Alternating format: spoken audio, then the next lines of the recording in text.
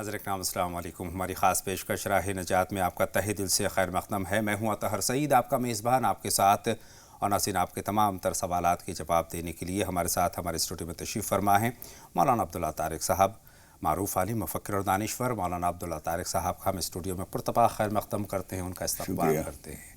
ناظرین آج شعبان کی 15ویں تاریخ ہے اور آج کے دن کی کیا اہمیت ہے، یہی ہمارا آج کا موضوع ہے۔ کل کی جو شب ہے یعنی 15ویں جو شب تھی، اس میں ہم نے تمام تر عبادات کا اہتمام کیا، ہم نے نفلی نمازوں کا اہتمام کیا، تسبیحات کا ہم نے اہتمام کیا، قضائے عمری کا ہم نے اہتمام کیا، تلاوت کلام پاک کا ہم نے اہتمام کیا، یعنی جتنی حسب حیثیت ہم سے عبادات ہو سکتی تھی ہم نے تمام رات بھر جاگ کر ان کو انجام دیا۔ فجر کی نماز ادا کی، روزے کی نیت کی، اور اس کے بعد یہ سلسلہ چلتا رہے گا۔ یعنی آج 15ویں شعبان کی کیا اہمیت ہے، یہیں سے اپنی بات کا ہم آغاز کرتے ہیں مولانا صاحب کے ساتھ۔ آج کے دن کی عبادات کی اہمیت کیا ہے مولانا صاحب؟ السلام علیکم ورحمۃ اللہ وبرکاتہ۔ بسم اللہ الرحمن الرحیم، الحمد للہ رب العالمین، والصلاة والسلام علی سیدنا و مولانا محمد وعلی آلہ و اصحابہ اجمعین، اما بعد۔ کل آپ حضرات سے یہ گفتگو ہو چکی ہے کہ شب کی کیا اہمیت ہے جو ابھی گزری ہے، جی، اور اس دن کی کیا اہمیت ہے، اس روزے کے بارے میں سب باتیں ہو چکی ہیں۔ اب چند باتیں اور ہیں جو شعبان کے سلسلے میں اور کہنی ہیں۔ جی پھر روزے کی حفاظت ایک خاص چیز ہوتی ہے، بے شک، اور یہ اس وقت کی یہ باتیں ہمارے انشاءاللہ تعالی رمضان میں بھی کام آئیں گی۔ حضور اکرم صلی اللہ علیہ وسلم نے یہ فرمایا ہے، اور یہ حکم رمضان غیر رمضان سے تعلق نہیں، روزے سے متعلق ہے۔ حضور اکرم صلی اللہ علیہ وسلم فرماتے ہیں الصوم جنہ، روزہ ڈھال ہے۔ جی بے شک، ڈھال جنگ کے وقت میں ایک ہتھیار ہوتا ہے، اور آپ حضرات پولیس کو بھی دیکھتے ہوں گے، کبھی کبھی وہ لکڑی کے بنا ہوا وہ ہاتھ سامنے رکھتے ہیں، کوئی پتھر آئے کچھ آئے تو وہ ڈھال بنا کر روک لیا جائے جاتا ہے۔ جی، تو حضور اکرم صلی اللہ علیہ وسلم فرماتے ہیں کہ روزہ ڈھال ہے، بے شک، مالم یخرقھا، جب تک کہ اسے کوئی پھاڑ نہ ڈالے۔ بلا شکر، اور پھاڑ ڈالنا کیا ہے؟ اس کو روزے کے تقاضوں کو پورا نہ کرنا، جھوٹ بولنا، غیبت، بہتان، جی، اور اس طرح کے غلط کاموں میں جب آدمی لگتا ہے تو یوں سمجھیے کہ روزہ جو ہے وہ ڈھال نہیں رہتا، بلکہ وہ پھٹ جاتا ہے تو وہ بیکار ہو جاتا ہے۔ چاہے وہ سنت کا روزہ ہے، نفل ہے تو یہ کر لیا، یا فرض ہے تو وہ فرض ادا مان لیا جائے۔ یعنی یہ نہیں کہے گا کوئی مفتی رمضان کے روزے میں اگر تم نے غیبت کر لی یا جھوٹ بول دیا یا کوئی بے ایمانی کا کام کر لیا تو مفتی یہ تو نہیں کہے گا کہ تمہیں روزہ دہرانا ہے، لیکن روزے کی تاثیرات، روزے کی برکتیں اور روح پر جو روزے کے مبارک اثرات پڑتے ہیں، بے شک، وہ حاصل نہیں ہوتے۔ صحیح فرما رہے ہیں مولانا صاحب۔ حالانکہ اگر 15ویں شعبان کا اگر ہم روزے کی بات کریں، نفلی روزہ ہے، اور نفلی روزہ ایک طرح سے اس روزے کی اگر بات کریں تو ایک طرح سے مشق ہے رمضان کے روزوں کے تعلق سے۔ مولانا صاحب آپ نے حفاظت کا ذکر کیا، تو کس طریقے سے ہمیں حفاظت کرنی چاہیے روزے کی؟ دیکھیے، روزے کی حفاظت یہ ہوتی ہے کہ آدمی جھوٹ نہ بولے۔ کسی وقت بھی بولنا ٹھیک نہیں ہے۔ یہ نہیں ہے کہ روزہ رکھ لیا ہے تو جھوٹ نہ بولے، باقی جھوٹ بولنے کی آزادی ہے، ایسا نہیں ہے۔ لیکن خاص طور پر یعنی جس طرح سے کوئی آدمی یہ کہتا ہے کسی بچے سے کہ تم عالم کے بیٹے ہو کے یہ حرکت کر رہے ہو، اس کا مطلب یہ نہیں کہ عالم کا بیٹا جو نہیں ہے وہ حرکت کر سکتا ہے، مطلب یہ کہ اس کے لیے زیادہ بری بات ہے۔ اسی طریقے سے روزے کے علاوہ بھی کسی آدمی کو جھوٹ بولنا، غیبت کرنا، کسی کو بہتان لگانا، بے ایمانی کرنا، یہ حرام ہے، ناجائز ہے۔ لیکن روزہ رکھے تو اور زیادہ بری بات ہو جاتی ہے، اور اس سے روزے کی تاثیرات خراب ہو جاتی ہیں۔ صحیح فرمایا آپ نے، اور روزے کی ہمیں حفاظت ہر صورت کرنی چاہیے۔ مولانا صاحب شعبان کے مہینے کی اہمیت بھی بیان فرما دیں، اس مہینے کی کیا اہمیت ہے، کیا فضیلت ہے؟ دیکھیے، حضرت عائشہ صدیقہ رضی اللہ تعالیٰ عنہ اور بعض دوسرے صحابہ کرام یہ بیان کرتے ہیں کہ حضور اکرم صلی اللہ علیہ وسلم رمضان کے علاوہ کسی مہینے کے پورے روزے نہیں رکھتے تھے سوائے رجب اور شعبان کے۔ رجب جو مہینہ اب سے پہلے گزر چکا ہے، اور شعبان جو چل رہا ہے، یعنی حضور اکرم صلی اللہ علیہ وسلم کے بارے میں آتا ہے کہ آپ پورے 2 مہینے کے روزے رکھتے تھے اور رمضان کے الگ رکھتے تھے۔ اسی وجہ سے بعض قدیم مشائخ اور صوفیاء کرام کا یہ معمول رہا ہے، ہم نے بعض ایسے لوگ دیکھے ہیں کہ وہ یکم رجب سے جو روزے شروع کرتے تھے تو رمضان تک، رمضان کے اخیر تک 3 مہینے کے لگاتار روزے رکھتے تھے، اور اس کے بعد عید کا ایک روزہ تو جائز نہیں ہے جی، اور اس کے بعد 6 روزے وہ رکھتے تھے، اس کے بعد وہ روزوں کا سلسلہ ان کا بند ہوتا تھا۔ یہاں ایک بات یہ بھی بتاتا چلوں جی کہ حضور اکرم صلی اللہ علیہ وسلم نے پورے روزے رکھنے اور خاص طور پر شعبان کے پورے مہینے کے روزے رکھنے کی ممانعت فرمائی ہے، حالانکہ خود حضور اکرم صلی اللہ علیہ وسلم رکھتے ہیں۔ جی، تو ایک بات تو یہ ہے کہ حضور اکرم صلی اللہ علیہ وسلم امت پر شفقت کرتے ہوئے یہ منع کیا ہے، اس لیے جن لوگوں نے روزے رکھے ہیں وہ پیروی میں جائز ہے، ٹھیک ہے، اور جن لوگوں نے نہیں رکھے تو حضور اکرم صلی اللہ علیہ وسلم نے منع فرمایا ہے کہ پورے مہینے کے روزے نہ رکھو، اور ایک حدیث میں یہ بھی بات فرمائی ہے کہ اخیر شعبان کے روزے نہ رکھو تاکہ تمہاری جسم کی توانائی طاقت برقرار رہے، اور رمضان میں تم عبادت، روزے، تراویح، نفل نمازیں، تلاوت وغیرہ زیادہ کر سکو، تو گویا اپنی طاقت کو بچائے رکھنے کے لیے اخیر شعبان میں روزوں کو منع کیا گیا ہے۔ شعبان کے تعلق سے ایک سوال میرے ذہن میں اور آیا مولانا صاحب، 15ویں شعبان کو ہم یہ مانتے ہیں کہ اعمال پیش کیے جاتے ہیں، اس کی وضاحت فرمائیں۔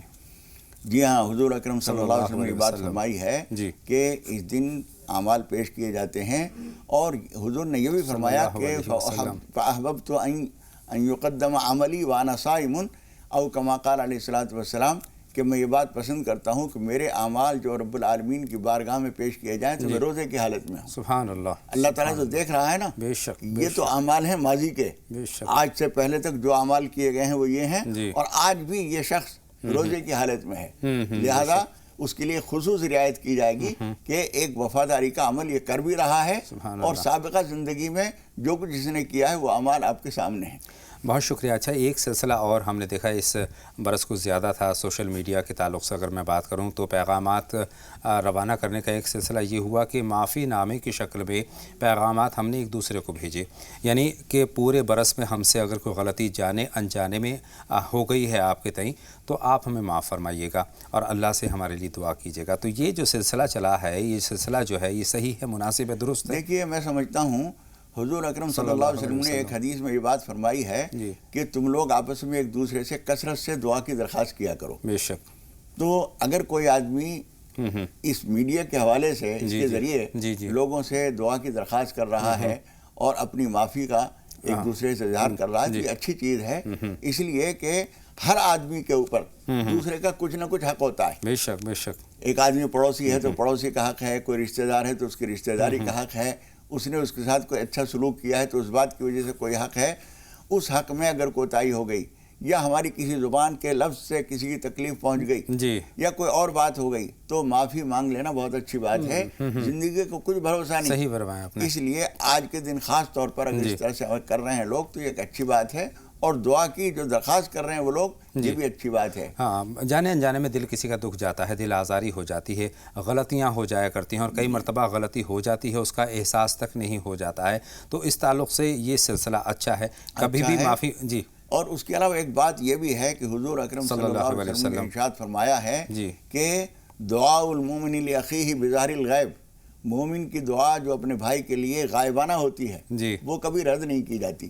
جب ہم نے آپ سے درخواست کی کہ آج شب میں ہمیں دعاؤں میں یاد رکھیے گا اور آپ نے ہمارے لیے دعا کی، تو ایک تو وہ دعا انشاءاللہ قابل قبول ہوگی، دوسری بڑی بات جو حاصل ہوتی ہے وہ یہ ہے کہ حضور اکرم صلی اللہ علیہ وسلم فرماتے ہیں جب کوئی آدمی کسی کے لیے دعا کرتا ہے تو اللہ تعالیٰ اس کے لیے ایک فرشتہ مقرر کرتا ہے جو یہ کہتا ہے وَلَكَ مِثْلُهُ، تیرے لیے بھی ایسا ہی ہو۔ میں اگر یوں دعا کروں کہ پروردگار اظہر سعید صاحب کو صحت و تندرستی عطا فرما، تو فرشتہ کیا کہے گا؟ وَلَكَ مِثْلُهُ، تیرے لیے بھی یہ حاصل ہو۔ میں اگر دعا کروں کہ ان کے بچے کامیابی حاصل کریں اور سکون سے رہیں، چین کی زندگی گزاریں، میں یہ دعا دے رہا ہوں تو فرشتہ مجھے یہی دعا دے رہا ہے۔ تو یوں سمجھیے کہ فرشتوں کی دعا حاصل کرنے کا ایک اچھا طریقہ یہ ہے کہ ہم اپنے بھائیوں کو، اپنے دوستوں کو، سارے لوگوں کو دعا دیں تاکہ فرشتہ ہمارے لیے دعا کرے۔ یعنی یہ دعا جو ہے گھاٹی کی وہ آواز ہے کہ جو صدا لگائیں گے وہ واپس آپ کو ملے گی۔ بالکل، یہ صدا گنبد کی ہے، جیسا کہے ویسا سنے۔ تو کالر ہمارے ساتھ جوڑ رہے ہیں، نور جہاں صاحبہ ہیں اور شاہین صاحبہ ہیں، ان سے ہم بات کر لیتے ہیں۔ پہلے نور جہاں صاحبہ سے ہم بات کریں گے۔ خیر مقدم آپ کا نور جہاں صاحبہ۔ السلام علیکم۔ وعلیکم السلام، خیر مقدم آپ کا راہ نجات میں، سوال پوچھیے۔ ہاں جی، میں ایک نہیں، میرا کتنا سال ہوگا وہ تو پتا نہیں، میں بہت پریشان ہوں، میں 23 سال سے انتظار کر رہی ہوں، میرا فون نہیں لگ رہا۔ اللہ کو جو منظور ہوتا بہن تبھی بات ہو پاتی۔ جی، اس کے بعد بتا رہی ہوں، آپ لوگ घर से सुनेगा और मेरे हर बातों का जी कि क्या करना चाहिए क्या नहीं करना चाहिए वो मेरे को बताएगा और मेरा फोन मत काटिएगा प्लीज। हाँ, अब बताएं बहन, बताएं आप जल्दी। मेरा एक बेटा है, आज 6 साल हो गया, वो पैदा के 4 महीने के बाद से बीमार है। उसको 4 महीने के बाद मेरे बड़े भाई ने हाथ में खड़ा किया था, उसके उसी टाइम ही उसको बहुत जोर से रोया और ऐसे लग रहा है कि वो डर गया। तो तब से वो आज तक ना बोल पाया, ना चल पाया, ना बैठ पाया, ना कुछ समझता है। सब कुछ बिस्तर में लेटना खाना पीना पेशा पहना सब बिस्तर में है। मैं चाहती हूँ आप लोग इसके बारे में बताया क्या करना चाहिए। अल्लाह बेहतरी का मामला फरमाए। वो जब 7 महीना हुआ तब से मेरे को बीमार हुआ। डॉक्टर ने बोला मेरा ब्लड जो सर्कुलेशन होता है वो जगह जगह पे ब्लॉकेज है। बिल्कुल बहन, आपकी मुकम्मल बात हम तक पहुंच गई है। मौलाना साहब से बहुत तफसीली रहनुमाई हम हासिल करेंगे, लेकिन इस वक्त शाहजहां साहिबा भी मुंतज़िर हैं, उनका सवाल भी हमें नोट करना है। शाहीन बहन बताइए आपका क्या सवाल है। अस्सलाम वालेकुम मौलाना साहब। वालेकुम अस्सलाम। शाहीन साहिबा फरमाएं क्या जानना चाहती हैं। अस्सलाम वालेकुम। वालेकुम अस्सलाम। शाहीन साहिबा फरमाइए, आपकी आवाज़ हमें पहुंच रही है। मेरे घर वालों की तबीयत खराब रहती और मेरी तबीयत खराब रहती। बिल्कुल आपका सवाल हम तक पहुंच गया है। जवाब के लिए कुछ लम्हों का इंतज़ार। एक छोटा सा ब्रेक, नाज़रीन जल्द हाजिर होते हैं। आप लगातार देखते रहें राहे नजात।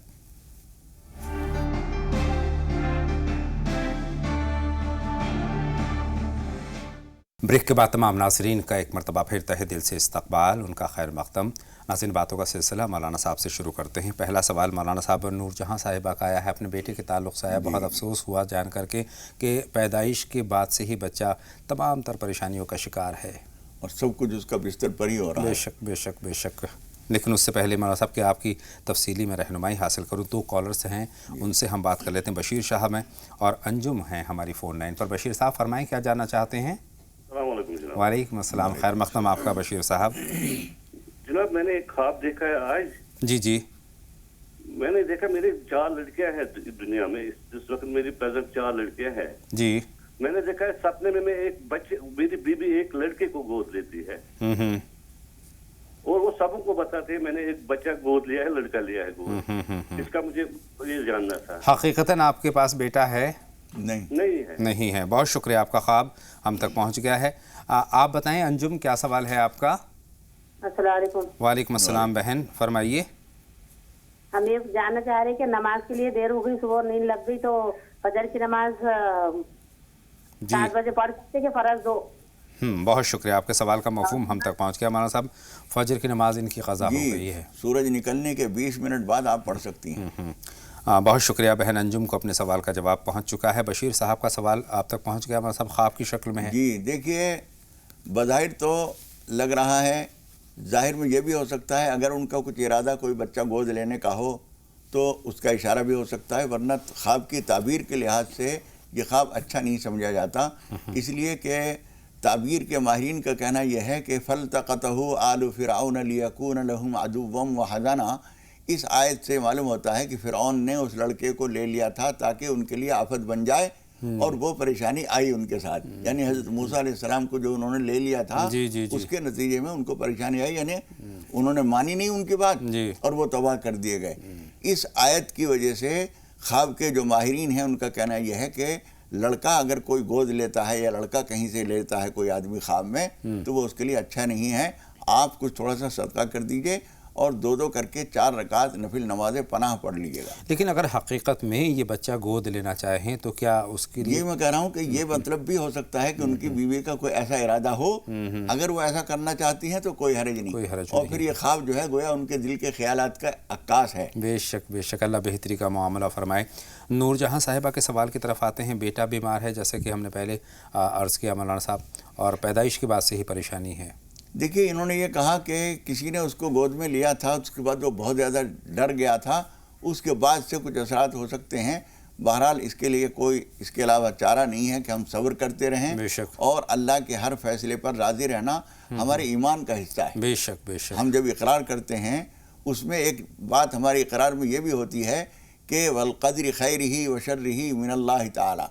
खैर और शर जो कुछ है وہ تقدیر ہے جو اللہ کی طرف سے ہے، بے شک۔ اس لیے اس پہ تو راضی رہیے، لیکن اس کے لیے جو کچھ آپ کر سکیں بار بار، ایک تو آپ ہو سکے تو مستقل طور پر 2 کر کے 4 رکعت نماز توبہ روزانہ پڑھ لیا کیجئے، اور نماز پناہ بھی کبھی کبھی پڑھ لیا کیجئے، اور اللہ تعالیٰ سے دعا کیجئے، کوئی صدقہ کرتے رہیے، ممکن ہے کسی وقت میں اللہ تعالیٰ آپ کی سن لے اور وہ بچہ ٹھیک ہو جائے۔ بے شک اللہ معجزے کر دیا کرتے ہیں، ہم دعا گو ہیں یہاں سے، اللہ بیٹا ان کا صحیح کر دیں۔ مولانا صاحب 2 کالر ہمارے ساتھ جڑ رہے ہیں، سلیم صاحب ہیں اور سلطانہ صاحبہ ہیں۔ سلیم صاحب خیر مقدم آپ کا راہ نجات میں، سوال پوچھیے۔ سب سے پہلے ٹی وی سیٹ کی آواز بند کر دیجئے اور سوال پوچھیے۔ السلام علیکم۔ وعلیکم السلام سلیم صاحب، سب سے پہلے ٹی وی سیٹ کی آواز بند کر دیجئے۔ السلام علیکم جی۔ وعلیکم السلام، فرمائیے سلیم صاحب۔ جی مجھے یہ معلوم کرنا تھا جی، جو یہ غیر مسلموں کی میت میں جاتے ہیں نا جی تو اس میں جانا کیسا ہے؟ بالکل آپ کا سوال ہم تک پہنچ گیا ہے، مولانا صاحب سے ضرور اس سوال کے جواب حاصل کرنے کی کوشش کریں گے۔ سلطانہ صاحبہ آپ فرمائیے۔ جی السلام علیکم۔ وعلیکم السلام۔ جی مجھے پوچھنا تھا کہ میں میرے شوہر کے ساتھ 10 دن سے نکاح کر رہی تھی، تو ہم دونوں اکیلے تھے اور میرے 5 سال کا بچہ تھا، تو میں نے اپنے ابو کو اور امی اور بہن کو گواہ بنائی تھی، تو وہ لوگ پردے کے باہر تھے، تو ہم نے ایجاب قبول کیا کہ میں آپ کو شوہر کے روپ میں قبول کرتی ہوں، آپ کیا مجھے بیوی کے روپ میں قبول کرتے؟ بولے اس نے قبول کیا، تو جو گواہ تھے وہ پردے کے باہر تھے، پھر ہم لوگ قبول کر کے سب کو پوچھے کہ آپ لوگوں نے سنا؟ بولے ہاں گواہی دی ہم لوگوں نے سنا، لیکن سامنے مطلب روم میں نہیں تھا، ایک پردہ گرا تھا پردے کے باہر تھا، تو کیا وہ نکاح ہو گئی؟ مولانا صاحب سوال مکمل طور پر آپ تک پہنچ گیا ہے، بہت شکریہ بہن، اور مولانا صاحب کی رہنمائی غور سے سنیے گا۔ دیکھیے یہ معاملہ ذرا نازک ہے۔ جب وہ گواہ تھے اور وہ موجود تھے اور وہ سن بھی رہے تھے، تو کیا وجہ ہے کہ آپ کے اور ان کے درمیان پردہ تھا؟ جی حضور اکرم صلی اللہ علیہ وسلم نے ایک بات فرمائی ہے اور وہ ہمیشہ ملحوظ رہنی چاہیے، وہ یہ ہے اعلن النکاح، نکاح کو علانیہ ہونا چاہیے۔ پردے کے اندر ہیں، صرف 2 آدمی ہیں، بچہ ہے اور جو گواہ ہیں وہ باہر ہیں، یہ طریقہ مناسب نہیں تھا۔ اگر وہ کہتے ہیں کہ ہم نے سنا اور وہ گواہی کے وقت میں گواہی دے دیں گے کہ ہم نے یہ بات سنی ہے، اور صرف ان کی بات پر میں اعتبار نہیں کر رہا ہوں، ان کا بیان جو ہے یہی پوچھنے والی ہیں، یہی صاحب معاملہ ہیں، تو اس معاملے میں ہم زیادہ کھل کے کچھ نہیں کہہ سکتے۔ اگر وہ گواہی دیں کسی وقت میں ضرورت پڑے اور وہ گواہی دیں تو معتبر ہوگا، لیکن اس طرح کا نکاح کرنا مناسب نہیں ہے۔ حضور اکرم صلی اللہ علیہ وسلم نے اسی وجہ سے نکاح مسجد میں کرنے کے لیے کہا ہے، کسی بھی نماز کے بعد، بڑے مجمع کے بعد مسجد میں ہوگا، سب کے سامنے ہوگا، اس میں یہ خدشات ختم ہو جاتے ہیں، ورنہ خدا نہ خواستہ زنا جو ہوتا ہے وہ بھی تو رضامندی سے ہو جاتا ہے۔ صحیح ہے، وہ پوشیدہ ہوتا ہے۔ ہاں وہ پوشیدہ ہوتا ہے۔ یہاں بھی بتا رہے ہیں کہ پردے کے اندر تھے دونوں، تو جب گواہ ہیں وہ، تو پردے کے اندر کیوں آپ الگ بیٹھیں، وہ کیوں الگ بیٹھیں؟ یہ تمام باتیں واضح ہونی چاہیے، یہ بات واضح ہونی چاہیے، اس لیے ان سے کسی وقت میں پوچھا جائے، جو ان کے خاندان کے لوگ ہیں وہ واضح طور پر ان سے پوچھیں، اگر وہ گواہی دیں تو نکاح معتبر ہے، ورنہ یہ مشکوک معاملہ ہے۔ حالانکہ اگر شوہر اور بیوی کی بات کی جائے تو دونوں رضامند ہیں، جیسے کہ رضامند بھی ہیں، یہ کہہ رہی ہیں وہ گواہ سن رہے تھے جی، لیکن اگر وہ کہہ رہے ہیں، پہلی بات تو یہ گواہ سن رہے ہیں تو وہاں موجود کیوں نہیں ہے وہ؟ جی، اور جو وکیل ہوتے ہیں اور دوسرے خاندان کے لوگ ہوتے ہیں، کوئی نہ کوئی 1-2 وہاں موجود اس مجلس میں ہونا چاہیے۔ پردے کے پیچھے اگر کوئی ہے تو اس کو ہم یہ مجلس میں نہیں کہہ سکتے۔ اور ویسے ہی مولانا صاحب یہ معاملہ ایسا ہے کہ دونوں فریقین کی بات سننے کے بعد ہی کسی نتیجے پر پہنچا جا سکتا ہے۔ بہت شکریہ آپ کی رہنمائی کے لیے۔ سمیہ صاحبہ ہماری فون لائن پر موجود ہیں، فرمائیں بہن سمیہ کیا جاننا چاہتی ہیں؟ ہلو السلام علیکم۔ وعلیکم السلام، فرمائیں سمیہ صاحبہ۔ میری بیٹی کا نام سمیہ، یہ منتہا رکھی ہے میں نے، تو یہ ٹھیک رہے گا کیا؟ خالی منتہا ٹھیک رہے گا؟ منتہا، مولانا صاحب رہنمائی فرمائیں۔ اس سے پہلے کہ آپ کی رہنمائی ہو، سالار صاحب کا سوال بھی جمع کر لیتے ہیں، ہماری فون لائن پر آ چکے ہیں۔ بتائیں بھائی سالار صاحب، کیا سوال ہے آپ کا؟ السلام علیکم سر۔ وعلیکم السلام، آپ کا خیر مقدم سالار صاحب۔ سر ایک سوال ہے اور ایک التجا ہے مولانا عبداللہ صاحب طارق صاحب سے۔ جی کل میرے والدہ کی برسی ہوئی، ان کے لیے دعا کیجیے۔ دوسرا سوال یہ ہے سر کہ جیسے موت کون سی اچھی ہوتی ہے، جو بستر پہ پڑے پڑے برسوں گنتی ترس رہے کہ موت آ جائے، یا پھر ہارٹ اٹیک سے موت آ جائے، جلدی مرنا اچھا ہے یا तरस के मरना मौत अच्छी है, ये जानना चाहता हूँ। बहुत शुक्रिया सालार साहब, आपके सवालात हमेशा की तरह बहुत उम्दा हैं और कहीं ना कहीं उनसे कुछ ना कुछ मालूमात हमें भी हासिल करने का मौका मिलता है। पहला सवाल तो उनकी वालिदा के ताल्लुक़ से है मनार साहब। उनकी वालिदा के लिए हम दुआ करते हैं, अल्लाह ताला उनकी मग़फ़िरत फरमाए, और जितने लोग भी इंतकाल कर गए हैं अल्लाह ताला सबकी मग़फ़िरत फरमाए, इन सब के लिए दुआ करते हैं।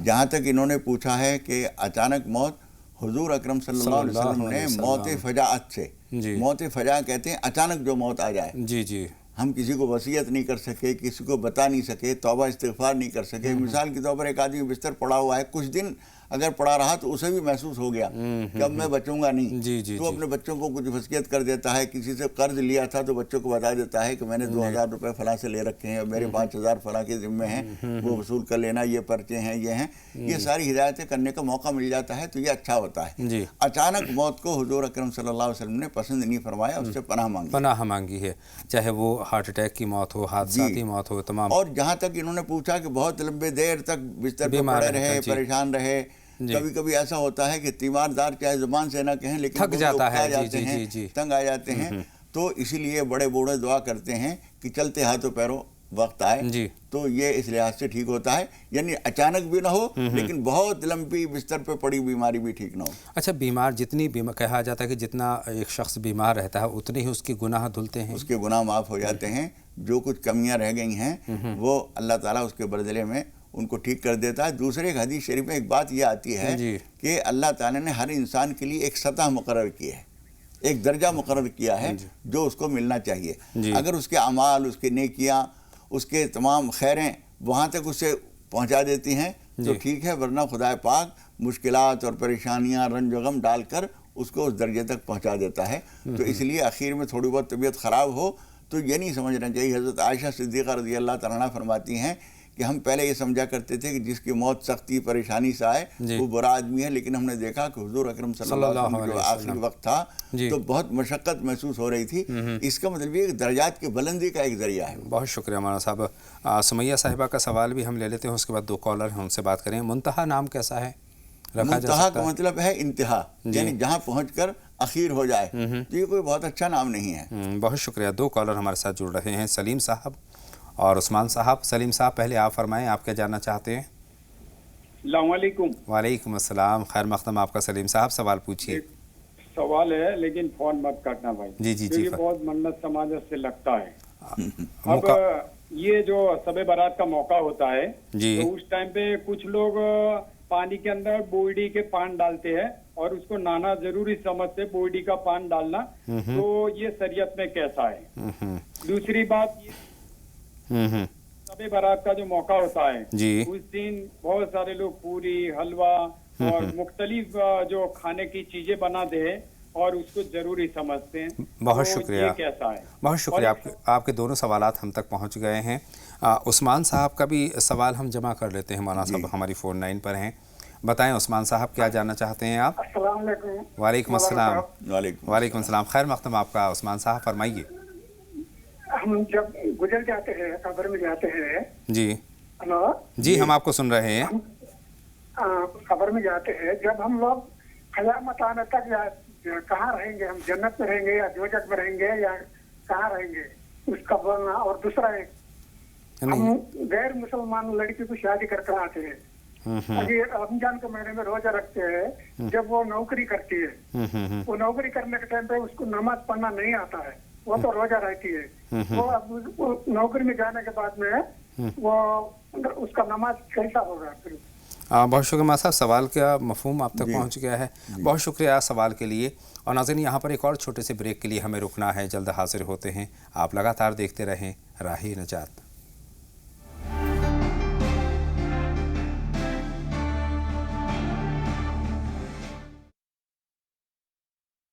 ब्रेक के बाद तमाम नाज़रीन का एक मरतबा फिर खैर मक़दम।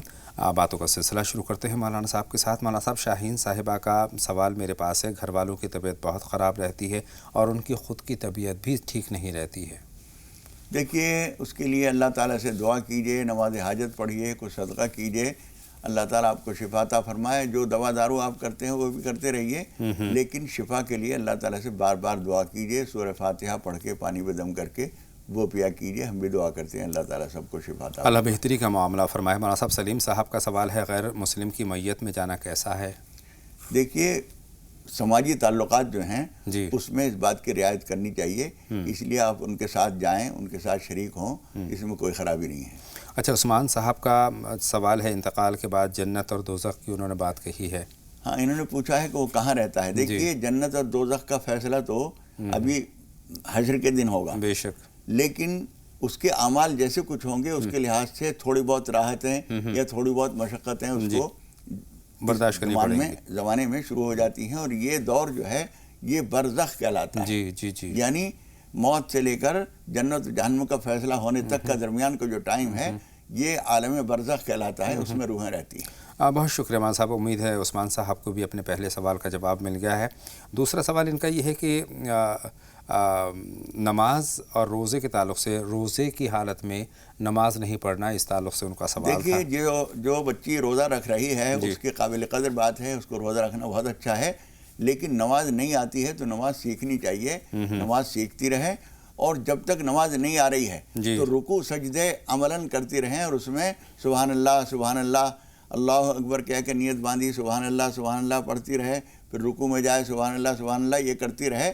عمل ہاتھ پیر کا وہ کرتی رہے، اور جو کچھ پڑھا جاتا ہے اسے سیکھتی رہے. انشاءاللہ اس وقت تک اس کی یہی نماز قابل قبول ہوگی. اور نماز مکمل طریقے سے سیکھنے کی کوشش چاہیے، اور جب تک نہ آئے اس وقت تک یہ طریقہ ہے جو میں بتا رہا ہوں. بہت شکریہ. پروین صاحبہ آپ فرمائیں آپ کا سوال کیا ہے؟ جی اپنے ٹی وی سیٹ کی آواز بند کر دیجئے پروین صاحبہ اور سوال پوچھیے. میں ریحانہ بول رہی ہوں. اچھا ریحانہ صاحبہ فرمائیں، پہلے آپ بتائیں. السلام علیکم. وعلیکم السلام. میرے 2-3 سوال ہیں. پہلا یہ کہ شعبان عید کا روزہ ہوتا کیا؟ جیسے 13 کا اور 15 کا تو رکھتے ہی ہے، تو عید کے دن کا روزہ ہوتا کیا؟ اور دوسرا سوال یہ نہیں، شعبان کا آپ نے روزے کی بات کی 15واں اور 13ویں کا، اور اس کے علاوہ کون سے عید کے دن ہوتا کیا؟ عید کے دن 14 تاریخ کا روزہ ہوتا کیا؟ ٹھیک ہے. اور دوسرا سوال یہ ہے کہ فقیر جب اپنے یہاں کھانا مانگتے ہیں، فقیر آتے ہیں اور کھانے کی فرمائش کرتے ہیں، تو کیا انہیں گھر میں بلا کے کھانا کھلانا کہ آنگن میں دے دینا؟ مجھے اچھا نہیں لگا جیسے فقیر آئے اور میں نے انہیں گھر میں نہیں بلائی، میں نے پورش میں بٹھا کے کھانا کھلائی. جیسے بولتے نا کہ اکیلے ہے تو کسی کو بلانا نہیں چاہیے گھر میں. بالکل اچھا کیا آپ نے. تیسرا سوال یہ ہے کہ اگر کوئی شعبان عید کے دن اگر میرے شوہر قبرستان نہیں جا پائے تو گھر بیٹھے دعا کر لیے، تو وہ پوچھنا چاہتی تھی میں. بہت شکریہ، اور اچھے سوالات ہیں مولانا صاحب. تیسرے سوال سے ہم شروعات کرتے ہیں. ان کے شوہر قبرستان نہیں جا پائے. دیکھیے قبرستان جانا ضروری نہیں ہے. حضور اکرم صلی اللہ علیہ وسلم گئے تھے، لیکن حضور اکرم صلی اللہ علیہ وسلم نے سب کو اس بات کی تاکید نہیں کی ہے. جو چلا جائے بہت اچھا، جو نہ جائے گھر پہ رہ کر وہ عبادت کرے اور مرحومین کو ثواب پہنچائے، تو اس میں کوئی حرج نہیں ہے. مولانا صاحب انہوں نے شعبان عید کا جو ذکر کیا ہے تو غالباً یہ شعبان کے روزے کی بات کر رہی ہیں، تو اس کی اہمیت جاننا چاہتی ہیں، حالانکہ آج کا موضوع بھی ہمارا دیکھیے شعبان کا روزہ جو ہے سنت ہے. حضور اکرم صلی اللہ علیہ وسلم نے یہ روزہ رکھا ہے اور حکم دیا ہے کہ روزہ رکھا کرو. جی اذا کانت لیلۃ النصف من شعبان فقوموا لیلھا وصوموا نہارھا. جب شعبان آدھا ہو جائے تو اس کے رات کا روزہ رکھ عبادت کیا کرو اور دن کا روزہ رکھا کرو. تو یہ روزہ مسنون ہے، ثواب ہے اس کا.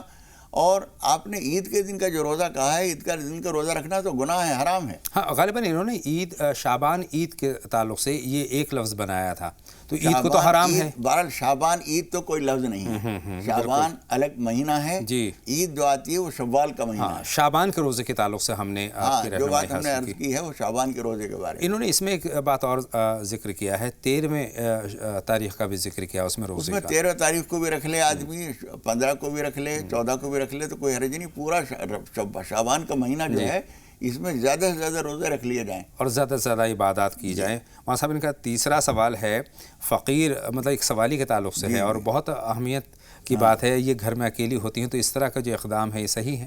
دیکھو آپ گھر میں جب اکیلی ہیں تو ہرگز کسی غیر محرم کو گھر میں نہ بلائیے، چاہے وہ فقیر ہو، جوان ہو، بوڑھا ہو، کسی کو بھی نہ بلائیے.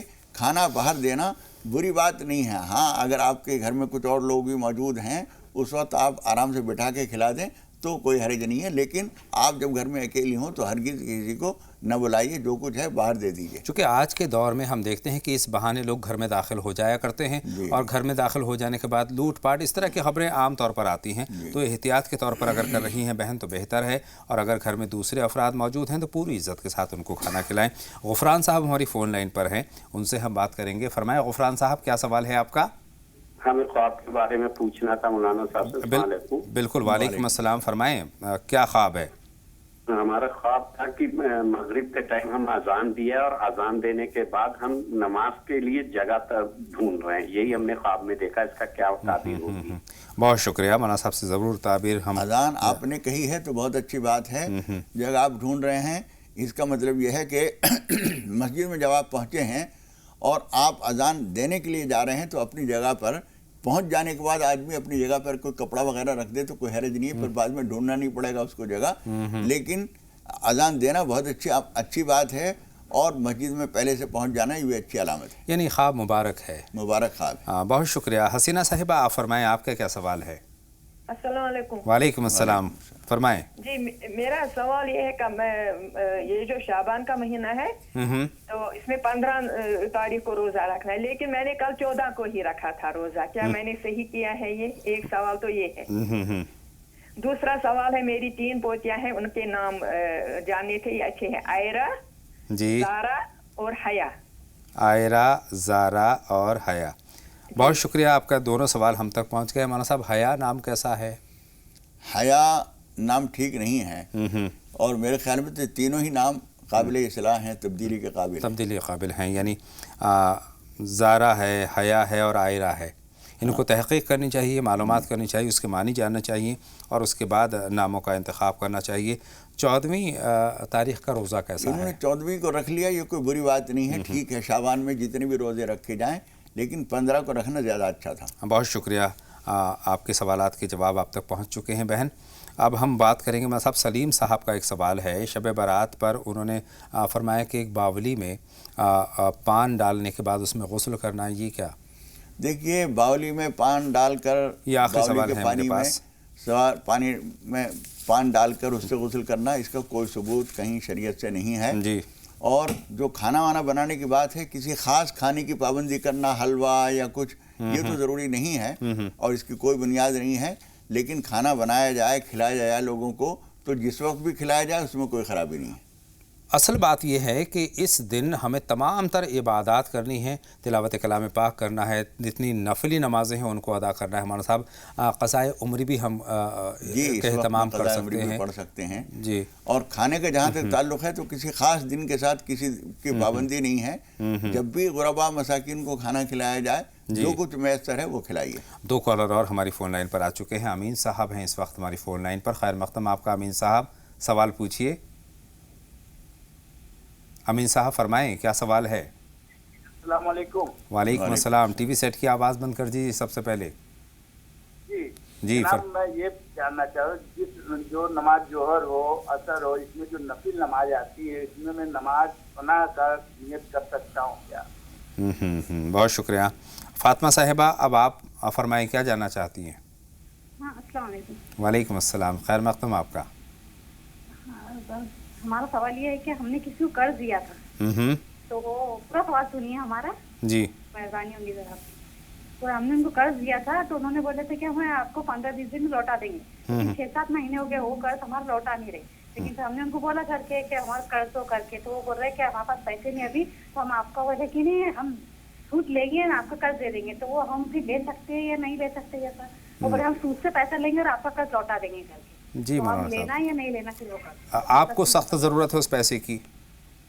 ہم کو ضرورت ہے اس پیسے کی۔ بہت شکریہ۔ ہمارے پاس پیسے لیکن ان کی ضرورت کے حساب سے وہ بہت مجبور بتا رہے تھے، پریشانی بہت بتا رہے تھے، ہم نے ہمارے پاس ہونے ہم کو ضرورت تھی لیکن تب ہم نے ان کو دے دیے۔ اور وہ شخص ایماندار ہیں، وہ اگر رک بھی جائیں تو کچھ دنوں کے بعد آپ کے پیسے ادا کر سکتے ہیں؟ ایسا بتا نہیں رہے کہ سب ان کو بول رہے کہ وہ ایسے لوگ ہیں کر کے، اب ہم نے ایسا لگا تھا دے دیں گے کر کے، بہت مجبور تھے وہ لوگ، فرسٹ ٹائم دیا ہم نے، کبھی سے پہلے دیے نہیں کبھی۔ جی مولانا صاحب، دیکھیے ان کا یہ کہنا کہ میں سود پہ قرض لوں گا پھر آپ کو دوں گا، یہ آپ کے اوپر دباؤ ڈالنے کی ایک کوشش ہے۔ آپ ان سے کہیے کہ ہم آپ سے یہ نہیں کہتے کہ سود پہ لیجئے، کہاں سے لیجئے، ہمارا پیسہ آپ لوٹائیے۔ جی، آپ یہ نہ کیجئے کہ ہاں کہیں سے بھی دو، آپ یہ کہیے ہم نہیں کہتے کہ سود پہ پیسہ لے کر ہمیں قرض ادا کرو، یہ آپ جانیں، لیکن ہمیں پیسہ چاہیے، ہم سود کی اجازت نہیں دیں گے لیکن پیسہ بھی ہم نہیں چھوڑ سکتے. یعنی ایک نفسیاتی دباؤ ڈالنے کی ایک نفسیاتی دباؤ ہے کہ میرے پاس پیسہ نہیں ہے، میں سود پہ لے کے دوں گا، بتاؤ دوں؟ تو کہ مومن ہے وہ کہے گا نہیں سود پہ نہ لو. آپ کہیے کہ ہم نہیں کہتے سود پہ لو یا کیسے لو، ہم یہ کہتے ہیں کہ ہمارا پیسہ لوٹاؤ. صحیح بات ہے.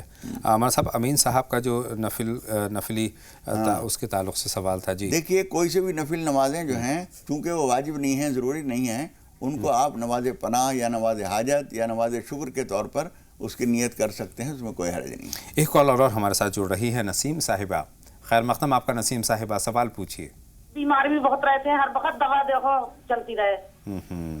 جی مولانا صاحب، بیماری کس طرح سے بیماری سے نجات حاصل کی جائے؟ دیکھیے، ایک تو کھانے پینے کی احتیاط کی ہے، مناسب مقدار جو آسانی سے ہضم ہو سکے وہ کھائیے، کم کھائیے، اور اس کے ساتھ ساتھ تھوڑا سا جسمانی محنت کا کام ضرور کرتے رہیے، اور اسی کے ساتھ ساتھ نماز حاجت پڑھیے، کچھ صدقہ کیجیے، اللہ تعالیٰ شفا عطا فرمائے گا. بہت شکریہ. امید ہے بہن کو اپنے سوال کا جواب پہنچ چکا ہے. ایک کالر اور ہمارے ساتھ جڑ رہے ہیں، ان کا سوال ہم شامل کرتے ہیں. خیر مقدم آپ کا. حبیب صاحب. جی السلام علیکم. وعلیکم السلام، فرمائیں. ہم یہ جاننا چاہتے ہیں کہ چہرہ رکھنا کیسا ہے؟ اگر چہرہ رکھنا فرض ہے یا سنت ہے؟ اگر یہ فرض ہے. چہرہ یعنی خط کی بات کر رہے ہیں آپ؟ چہرہ یعنی داڑھی کی بات کر رہے. جی جی، کیسا ہے مولانا صاحب؟ تفصیل سے بتا دیں بھائی. جی، داڑھی رکھنا حضور اکرم صلی اللہ علیہ وسلم کی سنت ہے، لیکن یہ ایسی سنت ہے کہ جس کو حضور اکرم صلی اللہ علیہ وسلم نے امرنی ربی کہہ کر بیان کیا ہے. یعنی میرے رب نے مجھے حکم دیا ہے. ایران کے کچھ لوگ آئے تھے اس وقت میں، اور ان کی داڑیاں مڈی ہوئی تھیں اور مونچھیں بڑی بڑی تھیں. یہ عرب کے پورے طریقے کے بالکل خلاف تھا. وہاں دیندار بے دین کوئی بھی آدمی اس حلیے میں نہیں ہوتا تھا. تو حضور اکرم صلی اللہ علیہ وسلم نے ان کے چہرے کو دیکھ کے کہا کہ یہ تمہارا حلیہ کیا بنا ہوا ہے؟ داڑیاں منڈی ہوئی ہیں اور مونچھیں بڑی بڑی ہیں. انہوں نے کہا ہا قضا امرنا ربنا، ہمارے رب نے ہمیں ایسے ہی حکم دے رکھا ہے. تو حضور اکرم صلی اللہ علیہ وسلم نے فرمایا تھا لیکن میرے رب نے تو مجھے یہ حکم دیا ہے کہ مونچھیں چھوٹی رکھوں اور داڑھی بڑی رکھوں. تو اس کا مطلب یہ ہوا کہ اللہ کا حکم ہے. حضور اکرم صلی اللہ علیہ وسلم فرما رہے ہیں کہ میرے رب نے یہ حکم دیا ہے، اور تمام انبیاء کرام کی سنت ہے اس لیے. اور اس کا منڈانا جو ہے وہ سخت حرام ہے. اس کو سنت مطلب رکھنے کے بعد اس کو منڈانا غلط ہے، مناسب نہیں. نہیں، منڈانا ہی نہیں چاہیے رکھنے کے بعد یا بغیر رکھے. اسے لفظ سنت سے ایک دھوکہ ہوتا ہے لوگوں کو. سنت کے لفظی معنی، لغوی معنی جو ہیں وہ ہے طریقہ، یعنی یہ طریقہ ہے، سنت رسول ہے، طریقہ رسول ہے. لیکن اس کا رکھنے کے لیے حضور فرماتے ہیں مجھے رب نے حکم دیا ہے، تو حکم تو لازم ہوتا ہے. بے شک بے شک. بہت بہت شکریہ مولانا صاحب میری اور تمام ناظرین کے رہنمائی فرمانے کے لیے. ناظرین، یہاں پر ایک لیں گے چھوٹا سا بریک، اور بریک کے اس پار ہم بات کریں گے صحت کی، اور صحت کے تعلق سے ہماری رہنمائی فرمانے کے لیے ہمارے ساتھ ہمارے اسٹوڈیو میں موجود ہوں گے عالمی شہرت یافتہ ڈاکٹر اسلم خان صاحب. تو ایک چھوٹا سا بریک، جلد حاضر ہوتے ہیں.